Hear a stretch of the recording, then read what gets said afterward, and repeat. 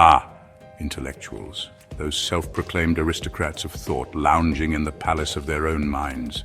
They sip expensive coffee, ponder the plight of the working class, and speak in hushed, knowing tones. You know the type. The ones who treat knowledge like a VIP lounge, accessible only to those with the right reading list and an appropriately furrowed brow. They've appointed themselves gatekeepers of enlightenment, guarding the secrets of the universe from the grubby hands of the uninitiated. And heaven forbid you challenge their carefully curated worldview, because you see, to disagree with an intellectual is not to engage in debate. It's to commit an act of social and moral sacrilege. It's to expose yourself as one of the unwashed masses, doomed to a life of reality TV and mindless consumption. They view themselves as shepherds guiding the intellectually inferior sheep, that's us folks, towards the light of their superior intellect. And frankly, the whole charade is about as subtle as a brick to the head. Except, with more pretentious vocabulary.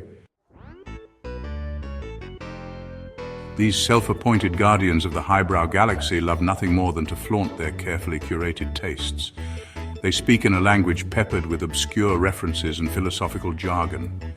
They name-drop philosophers you pretended to read in college, and they wouldn't be caught dead enjoying anything as pedestrian as a summer blockbuster or, God forbid, a pop song.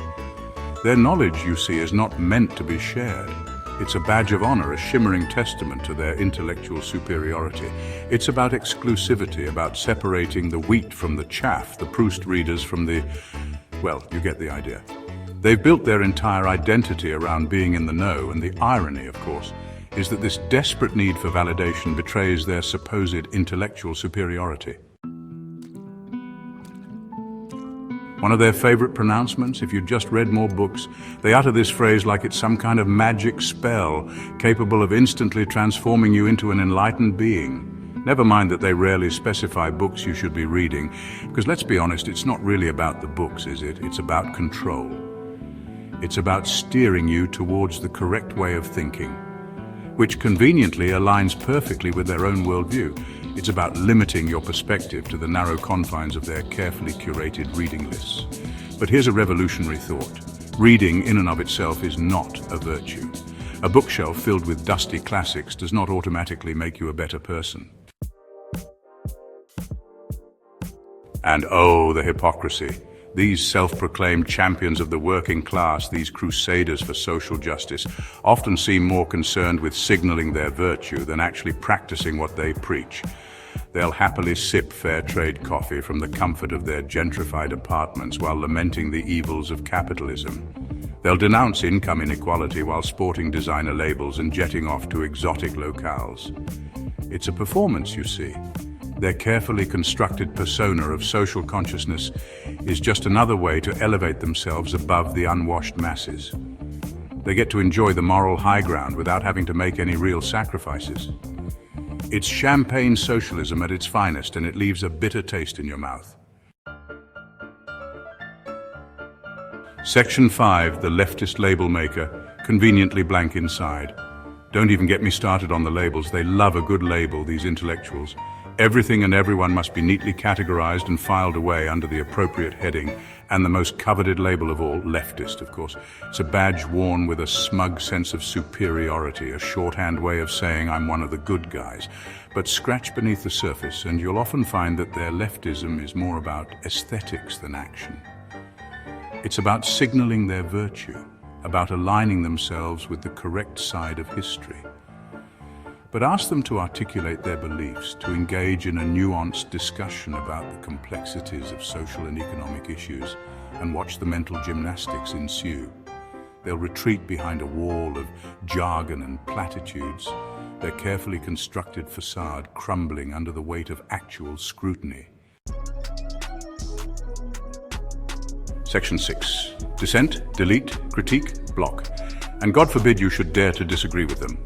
These supposed champions of free speech and open dialogue have a curious habit of silencing anyone who strays from the accepted narrative. Express a dissenting opinion, prepare to be branded a heretic, a Philistine, a danger to civilized society. They'll unleash their army of online followers to bombard you with insults and threats, their delicate sensibilities unable to cope with the slightest whiff of opposition. It's a fragile ego indeed that requires such constant validation and protection.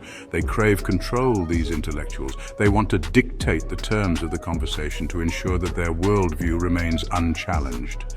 They claim to seek truth and enlightenment, but in reality they're terrified of anything that might disrupt their carefully constructed echo chamber. Section 7. The iron fist in the silk glove of intellectualism. See, that's the real tell, isn't it? The need for control. It peeks out from behind their carefully constructed facades, a constant reminder that their supposed intellectual superiority is often nothing more than a shield for their own insecurities. They crave validation, these intellectuals. They need to be seen as the smartest person in the room, the holders of all the right answers, and that need for control, that desperate desire to shape the world in their image, ultimately betrays their supposed love of knowledge. Because true intellectual curiosity requires humility. It demands a willingness to admit when you're wrong, to embrace new ideas, to challenge your own assumptions. It requires a recognition that knowledge is not a finite resource to be hoarded and guarded, but rather an endless journey of discovery. Section 8. You don't need a permission slip to think. So the next time you encounter one of these self-proclaimed intellectuals, these gatekeepers of enlightenment, remember this. You don't need their permission to think. You don't need their approval to explore the world and form your own opinions. Read widely, yes. Engage in thoughtful discussion, absolutely. But don't ever let anyone tell you what you can or cannot think, what you should or should not believe. Because the world is a messy, complicated place full of nuance and contradiction. And the only way to truly understand it is to approach it with an open mind, a healthy dose of skepticism, and a willingness to question everything, even and perhaps especially those who claim to have all the answers.